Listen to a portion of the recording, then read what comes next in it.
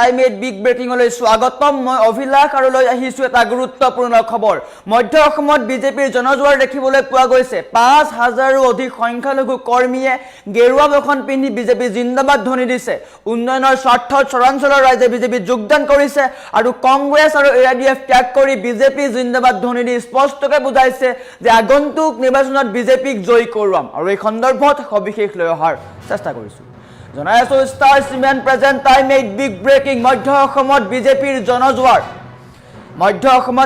জনজোৱাৰ দেখিবলৈ পোৱা গৈছে 5000 সংখ্যালঘু কৰ্মীয়ে গেৰুৱা বখন পিন্ধি বিজেপি জিন্দাবাদ ধ্বনি দিছে আৰু আদৰি লৈছে বিজেপিক কংগ্ৰেছ এআইডিএফ ত্যাগ কৰি 5000 সংখ্যালঘুৱে যোগদান কৰিছে বিজেপিত আৰু চৰাঞ্চলত এনেকৈ পদুম ফুলা দেখিবলৈ পোৱা গৈছে ধিং বিধানসভা সমষ্টিত বিজেপিৰ ভেটি অভেদ্য হৈ পৰিছে কংগ্ৰেছ আৰু এআইডিএফৰ ভোট বেংকৰ ৰাজনীতিক প্ৰত্যাখ্যান কৰিছে সংখ্যালঘু ৰাইজে আৰু আদৰি লৈছে বিজেপিক চৰাঞ্চলৰ ৰাইজে উন্নয়নৰ স্বাৰ্থত আকোৱালি লৈছে মুখ্যমন্ত্ৰী ডক্টৰ হিমন্ত বিশ্ব শৰ্মাৰ নেতৃত্বক আৰু বৰৈচাকি চৰত এনেকৈ বিজেপিৰ ঐতিহাসিক শক্তি প্ৰদৰ্শন দেখিবলৈ পোৱা গৈছে 5000 সংখ্যালঘু কৰ্মীয়ে গেৰুৱা বখন পিন্ধি বিজেপি জিন্দাবাদ হিমন্ত বিশ্ব শৰ্মা জিন্দাবাদ ধ্বনিৰে সমগ্ৰ অঞ্চল মুখৰিত কৰি তুলিছে আৰু এনেকৈ কংগ্ৰেছ আৰু এআইডিএফৰ বিৰুদ্ধে ক্ষোভৰ উদ্গীৰণ ঘটাইছে সংখ্যালঘু কৰ্মীয়ে দৃষ্টান্ত দেখুৱাই আছো আৰু এনেকৈ সংখ্যালঘুৱে পিন্ধিছে গেৰুৱা বখন স্পষ্টকৈ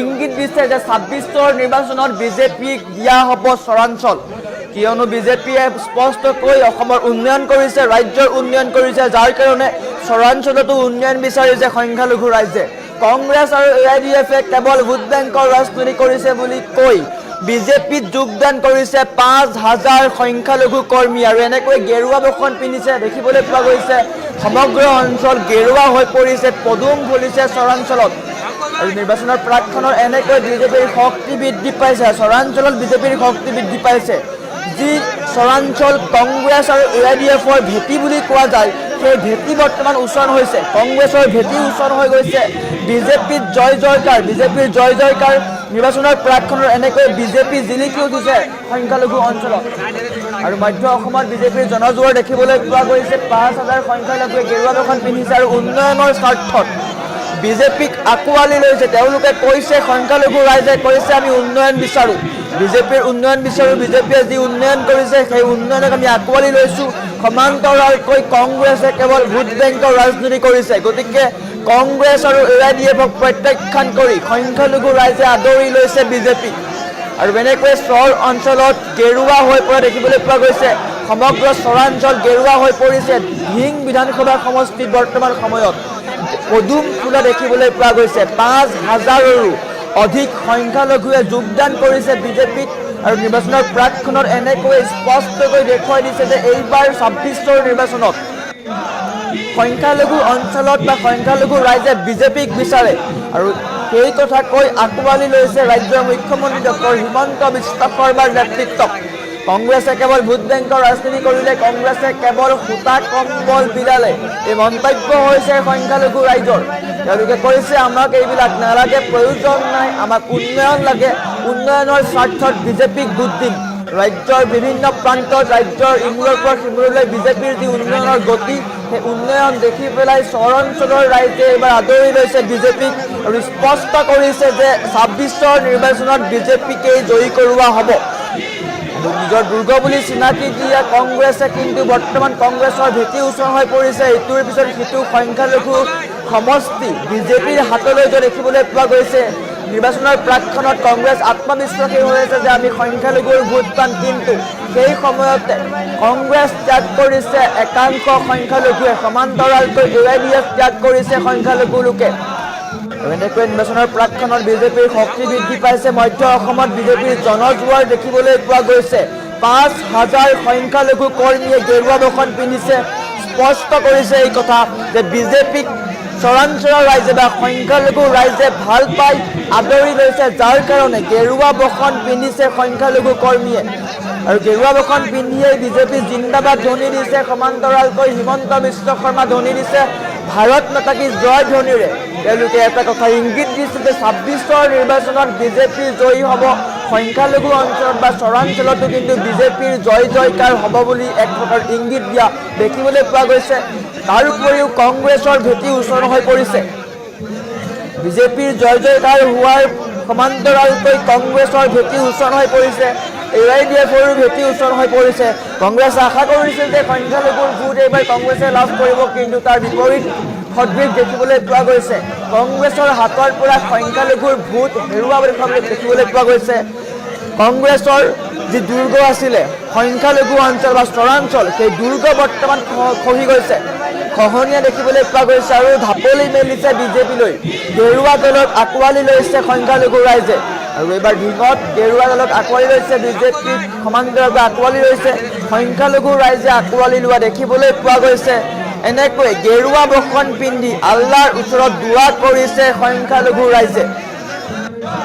বৰ্তমান সময়ত এটা ৰাজনৈতিক খবৰ লৈ আহিছোঁ, এটা গুৰুত্বপূৰ্ণ খবৰ, গ্ৰাউণ্ড জিৰ' খবৰ, কিয়নো ধিং বিধানসভা সমষ্টিটো সম্পূৰ্ণভাৱে সংখ্যালঘু এলেকাৰ, সংখ্যালঘু অধ্যুষিত এলেকা আৰু তাতেই যদি বিজেপিয়ে চমক দেখুৱাই নিশ্চয়কৈ ২৬ৰ বিধানসভা নিৰ্বাচনত কিন্তু কংগ্ৰেছৰ ভেটি উচ্চন হ'ব পাৰে, বিজেপিৰ জয় জয়কাৰ হ'ব পাৰে। ধিং বিধানসভা সমষ্টিত কিন্তু পূৰ্বতেও একাংশ সংখ্যালঘু লোকে কংগ্ৰেছ ত্যাগ কৰিছিলে, AIDF ত্যাগ কৰি বিজেপিত যোগদান কৰিছে আৰু বিজেপিয়ে নিজৰ চমক দেখুৱাইছে। ৰাজ্যৰ ইমূৰৰ পৰা সিমূৰলৈ যি উন্নয়ন কৰিছে, সেই উন্নয়নৰ বাৰ্তাই সকলোকে মোহিত কৰিছে আৰু এনেকৈ সংখ্যালঘু ৰাইজে বিজেপিত যোগদান কৰিছে। তাৰ পৰা এটা স্পষ্ট হ'ব পাৰি যে সংখ্যালঘু ৰাইজে কিন্তু বিজেপিক ভাল পায়।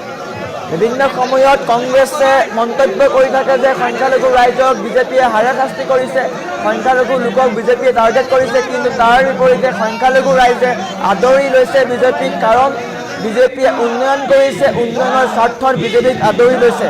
আৰু এনেকৈ পুনৰ এবাৰ বিজেপিৰ চমক দেখিবলৈ পোৱা গৈছে নগাঁও বিধানসভা সমষ্টি, নগাঁও জিলাৰ অন্তৰ্গত ধিং বিধানসভা সমষ্টিত সংখ্যালঘুৱে আদৰি লৈছে বিজেপিক। বিজেপিৰ জনজোৱাৰ দেখিবলৈ পোৱা গৈছে, গেৰুৱা বসন পিন্ধি স্পষ্ট কৰিছে এটা কথা, আমি বিজেপিক বিচাৰোঁ, আমি বিজেপিৰ উন্নয়ন বিচাৰোঁ। আমাৰ ওচৰত সংখ্যালঘু কৰ্মীৰ ভাষ্য আছে, যদি সম্ভৱ হয় ভাষ্য দেখুওৱাৰ চেষ্টা কৰিম।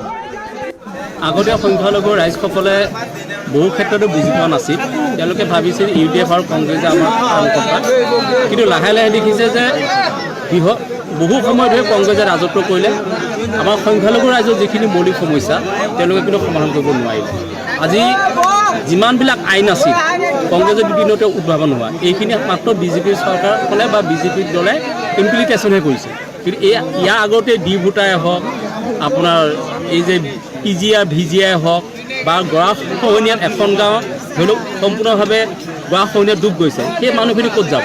সেই মানুহখিনি নিশ্চয় কোনোবা জেগাত আহি বাস কৰিছে। সেই মানুহসকলক যদি আগতেই যদি মাটি পট্টা দি যোৱা হ'লে আজি এইখিনি সমস্যাখিনি নহ'লে। সেইকাৰণে এতিয়া ৰাইজে বুজি পাই উঠিছে। আজি চাওক, পবিত্ৰ এটা জলচা, য'ত আমাৰ মানুহসকলে ইয়াত আপোনাৰ মহান আল্লাক হেৰি কৰে, তেখেতৰ সৈতে তিলুৱাত কৰে। আজি এনেকুৱা এটা অনুষ্ঠানত হেল ধূল ভাঙি বিজেপি পক্ষত মানুহে এনেকুৱা সভাত, ধৰ্মীয় সভাত আহি বিজেপি দলত জইন কৰিছে, বিজেপি মাফলা লৈছে, বিজেপি টুপি লৈছে। ইয়াৰ দ্বাৰা প্ৰমাণ যে আহি থকা দিনত বিধানসভা নিৰ্বাচনত এইবাৰ ধিং সমষ্টিৰ ৰাইজে, সংখ্যালঘু ৰাইজে বিজেপি ভোট দিব, বিজেপি চৰকাৰৰ লগত থাকিব। আপোনাৰ নাম মহম্মদ আলী। আজি আপুনি বিজেপিত যোগদান কৰিছে, কি ক'ব? বিজেপিত যোগদান কৰিছোঁ। কিয় বিজেপিত যোগদান কৰিছে? যোগদান কৰিছোঁ, কংগ্ৰেছত ইমান ভোট দিছোঁ, কোনো সমাধান নহ'ল, এতিয়া বিজেপিতে দিবলৈ আমি চেষ্টা কৰি আছোঁ। বহুতেই আমি চহৰ অঞ্চলত আছোঁ, এতিয়া মই বহুত দুখ পাইছোঁ। হয়, বহুত দিন ধৰি মই কংগ্ৰেছত ভোট দিছোঁ, কিন্তু আমি শান্তি পোৱা নাই। এতিয়া বিজেপিত আমি জইন কৰিছোঁ, এতিয়া বিজেপিয়ে কি কৰে কৰি থাকক। এই চৰ অঞ্চল আটাইতকৈ দুৰ্গম অঞ্চল, তিনিটিকীয়া চৰ এবং বৰচলি চৰ, মছজিদৰ প্ৰাংগণত যিটো আমাৰ নিৰ্বাচনী সভা অনুষ্ঠিত হয়, ইয়াত দেখা গৈছে যে মানুহ বহুত সময়তে অপেক্ষা কৰি আছিলে। আমাৰ ৰাস্তা ভুল হৈছিলে, ঘূৰি ঘূৰি আহিলোঁ, যদি নদী পাৰ কৰি আহিলোঁ, তাত কমচে কম দেখা গৈছে কমচে ৫,০০০ মান অনুভূত হৈ আছে। সকলো মানুহ স্বতঃস্ফূৰ্তভাৱে ওলাই আহিছে, ওলাই আহি বিজেপিক সমৰ্থন ওলাই আহিছে আৰু এনে কংগ্ৰেছৰ বিৰুদ্ধে ক্ষোভ উজাৰিছে, UDFৰ বিৰুদ্ধে ক্ষোভ উজাৰিছে যে কংগ্ৰেছে আৰু UDFে যে সংখ্যালঘুৰ যে প্ৰতাৰণা কৰিছে, ধোকা দিছে, সেই কথা ৰাইজে উপলব্ধি কৰিছে আৰু এইবাৰ নিশ্চয় চৰকাৰী পক্ষ থাকিব। আৰু যদি আমাৰ চৰকাৰী পক্ষৰ ফালৰ পৰা উদ্বোধন কৰ্তৃপক্ষে যাকে আমাক টিকেট দিয়ে এইবাৰ দিন সমষ্টিৰ পৰা বিধায়ক যে আমাৰ চৰকাৰৰ পক্ষে জিকি যাব এই কথা নিশ্চিত হৈ পৰিছে। এবাৰ কংগ্ৰেছত ভোট নিদিয়ে আপোনালোকে? না না কংগ্ৰেছত আমি নিদিওঁ। কংগ্ৰেছে ভোটৰ ৰাজনীতি কৰে বুলি ভাবে নেকি? আমাৰ বয়সটো 80 হৈ গ'ল, এতিয়ালৈকে আমি এইটো একো পোৱা নাই, শান্তি পোৱা নাই। কিয় আমিলো আজি আছিলে, ইউডিএফত আছিলে, একো কাম কৰা নাই। ইউডিএফত আপোনালোকে ভোট নিদিয়ে?